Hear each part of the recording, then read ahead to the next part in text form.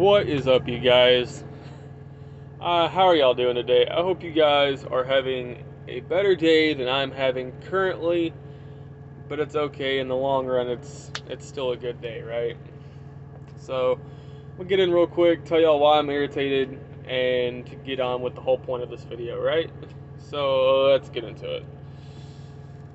I'm trying to be in a good mood, alright? I'm really pissed off.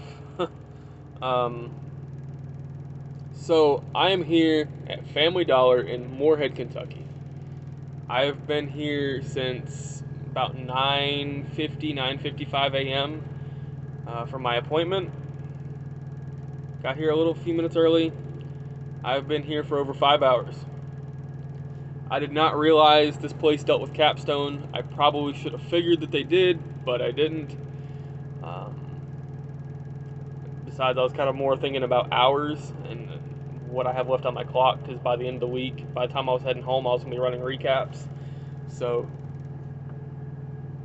I wasn't paying attention, and I'm back at a place I didn't ever want to be again.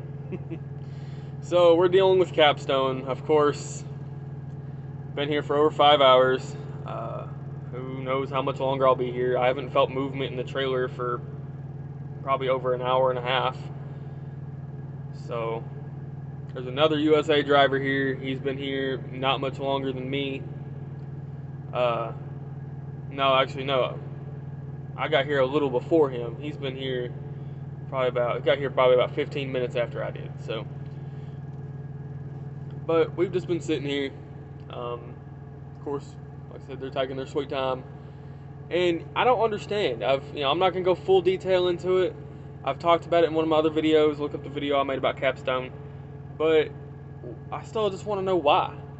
Why are you guys taking 5 or more hours to unload us? It doesn't take that long to unload a trailer, even by hand.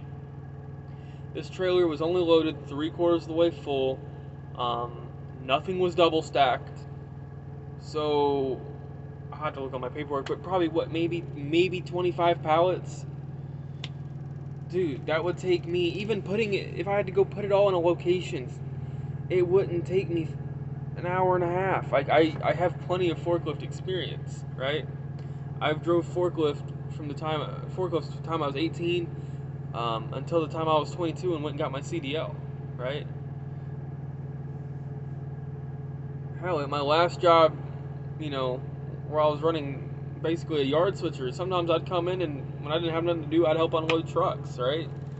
So it doesn't take that long, even doing count, and all the different things. I could go into details, I just don't feel like it, right? It does not take this long.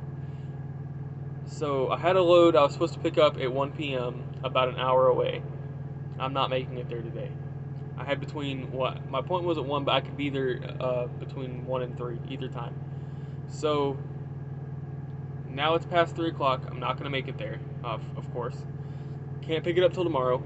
And then my last load, the load bringing me home, so I was going to Memphis, and then from Memphis back up to Lexington, and then I was heading home.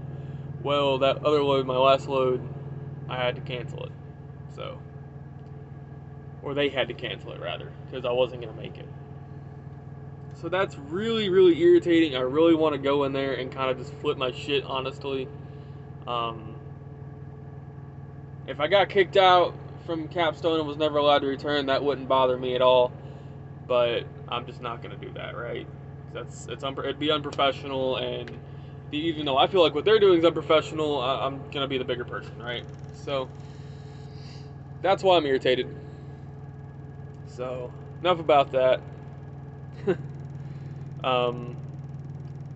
Some good news, though. I finally found my air leak. I'd been complaining about an air leak on one of my airbags. I've been kind of talking about it, but we've not been able to find it, right? Because it has to be like only certain times you can hear it leaking. And basically what it was doing is when it would air up, you would hear it hissing. Once the airbags start airing up, especially if you had a heavy load, you'd hear it hissing really, really loud. And sometimes it would be like this high-pitched squealing noise. It was the way it was leaking, right? So if I was sitting, if driving, you wouldn't ever notice it, and it wouldn't be loud. You wouldn't hear it after the airbag had aired up. And if you were parked just for a few minutes or so, for just maybe an hour or whatever, you wouldn't notice it. But overnight or whatever, you'd be out of air next morning. So basically, what it is in the bottom of the airbag, where it kind of cups and folds under, right on the cup, it had like a stress crack slash. It looked like kind of dry rot, but not like a super bad dry rot, just overtime wear type deal, from folding back and forth, right? And I think when one of my tires busted back there, I think it kind of like punctured it a little bit right there. Just did something to it, and that's when it started happening. And I found where it was actually leaking, finally, and I went and ordered the airbag. It should hopefully be here by Friday. This weekend I have a lot of maintenance I'm going to do to the truck. I've put about 25,000 miles on the truck, so I have some maintenance I really need to go do. I'm going to go through and grease everything. I really need to be doing it like every 15 to 20,000 miles, so I'm a little behind, but go through and grease everything, all my grease fittings on the truck everywhere, for everything. Go through, get all those greased up, re-grease the fifth wheel, just lubricate some moving parts and different things. Go through, check the fluids in my rear ends, check the fluids in my transmission, and just really go through the truck, make sure everything's good, right? Clean out the air filter. So, and change that airbag.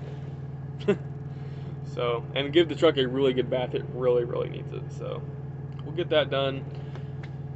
Maybe work on the C10, something fun, right? So, I don't know when I'm gonna be home now. It's gonna be home Wednesday, but we'll have to see.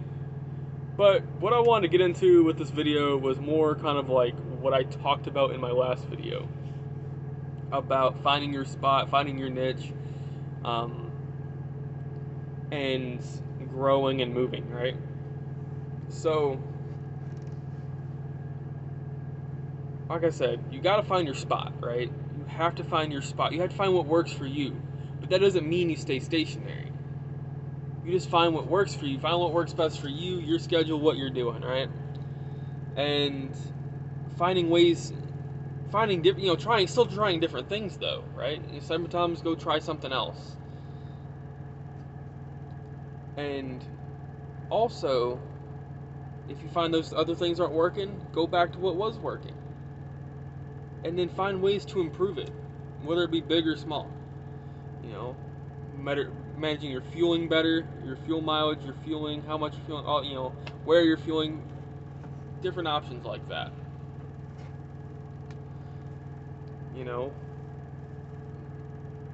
The way you're doing your maintenance, the way you're doing your running, there's so many different options. You just have to, find ways to grow and be better and save money and put more money away. So, and have goals for yourself. Have goals for what you want and what you want to do and grow. The only way you're ever going to fail, truly fail, is if you, 1, stop trying, and 2, give up. 3, the most important, is stop learning. You have to, in this industry, you have to keep learning. You just have to, whether it be figuring out the proper service intervals for your truck, or different tips and tricks on fueling or picking loads, and just whatever, right? Better routing. I could go on and on, but you just have to keep learning, keep trying different things.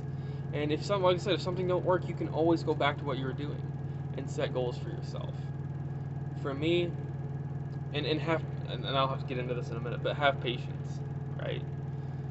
I'm a very impatient person. I'm trying to teach myself patience, but I'm very bad at it.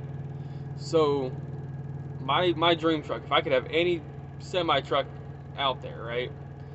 Any semi truck, well, I would want an old FLD 132 Classic Freightliner, or just the Freightliner Classic, or Classic XL as some people call them, or what they're called rather.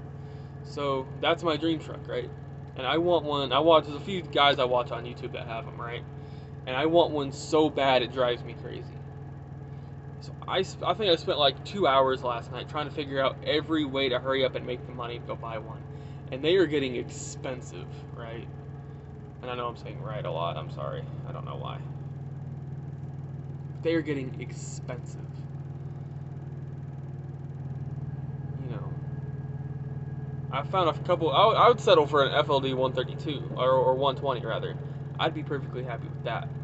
But I've seen them, you know, some of the Classic XLs, upwards $30,000, $40,000, $50,000.